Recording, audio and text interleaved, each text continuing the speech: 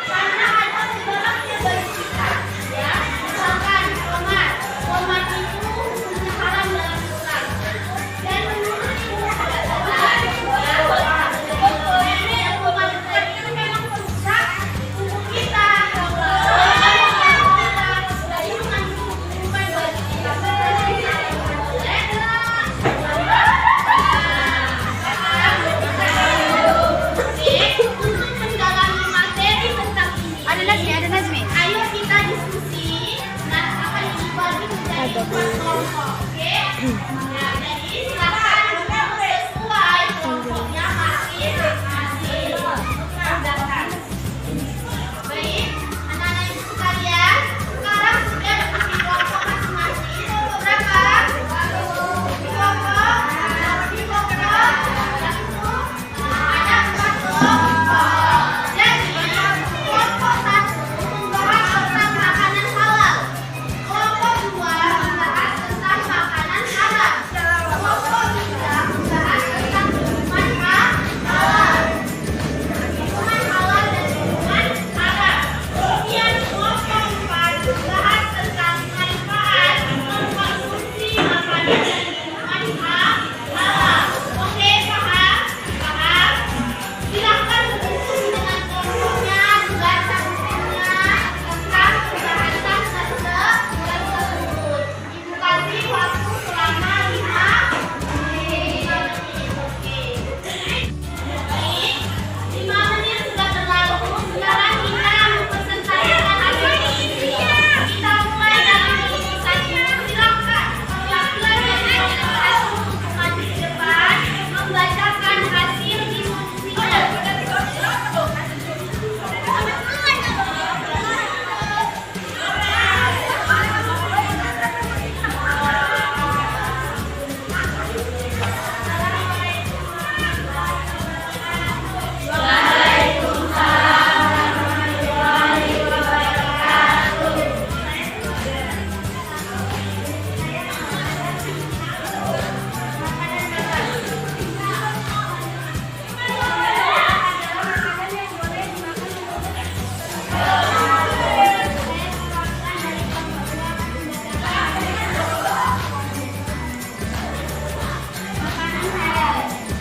Semua makanan yang langsung dinyatakan haram dalam makanan surah Al-Maidah ayat 5 dan ayat 3 yaitu dalam ayat tersebut terdapat makanan yang haram adalah bangkai, darah, daging babi, daging hewan yang disembelih atas nama selain Allah Subhanahu wa Ta'ala, hewan yang mati karena sedikit dipukul terjatuh di tanduk hewan lain, diterkam binatang buas, hewan yang disembelih menjadi halal. Semua jenis makanan yang mendatangkan mudarat atau bahaya kesehatan, jiwa, amal, moral, dan akidah. Dengan ini saya sudahi. Wassalamualaikum. Waalaikumsalam warahmatullahi wabarakatuh. Ayo kita siap untuk kelompok 2.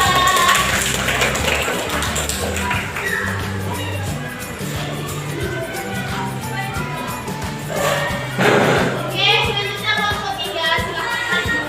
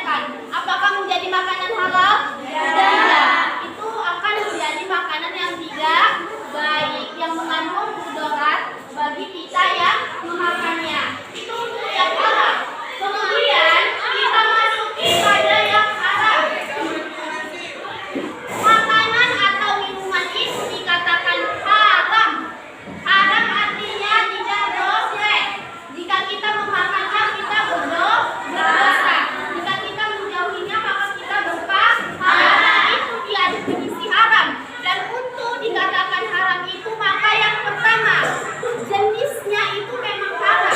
Sesuai dalam surah Al-Maidah yang telah dibacakan kawannya tadi, ayat 3, dikasih tahu kita oleh Allah apa saja sih yang diharamkan. Yang pertama itu adalah bangkai.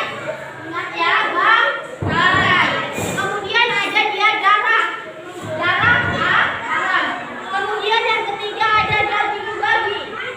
Yang keempat ada daging hewan yang disembelih tanpa menyebut nama Allah. Jadi perlu kita ketahui, misalkan ada ayam ditabrak oleh kereta yang mati tanpa disembelih, tidak sempat disembelih dengan mengucapkan nama Allah, maka makanan tersebut termasuk haram. Oke, yang awalnya halal karena disembelih tanpa menyebut nama Allah menjadi haram. Itu ya. Yang kelima adalah hewan yang mati karena tercekik, dipukul, terjatuh atau ditandu hewan. Intinya itu dia mati karena tidak disembelih dengan menyebutkan nama Allah, menjadi haram. Selanjutnya yang terakhir, hewan yang disembelih untuk berhala. Maksudnya adalah hewan yang disembelih untuk dibuat sesajian bagi makhluk lain karena karena perbuatan yang dilarang agama. Dipersembahkan untuk nenek moyang misalkan, dipersembahkan untuk ruh-ruh yang dianggap sakral, itu dia menjadi haram. Oke. Jadi dari makanan halal ini dia pasti akan berdampak apa? Positif. Maksudnya adalah baik. Ketika kita mengkonsumsi makanan halal, maka yang kita dapat adalah kebaikan, pahala, kebaikan untuk tubuh kita, kebaikan untuk lingkungan kita. Sebaliknya, dari makanan haram kita mendapatkan negatif.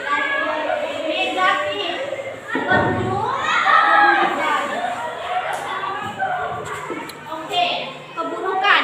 Karena yang diharapkan dalam Islam pasti itu mengandung mudarat, mengandung keburukan bagi tubuh kita. Dan ketika kita mematuhi semua ini, melaksanakan yang halal, memakan yang halal dan menjauhi yang haram, maka akan timbullah dalam diri kita akhlak mulia. Akhlak mulia itu selain karena kebiasaan yang ditanamkan oleh orang tua, misalkan ada hal lain, yaitu karena makanan yang kita makan, makanan yang halal, maka akan membuat akhlak kita menjadi akhlak yang mulia.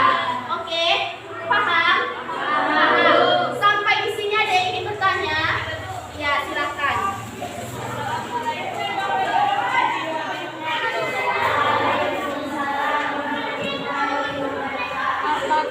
Apakah akibat buruk dari mengkonsumsi makanan dan minuman haram?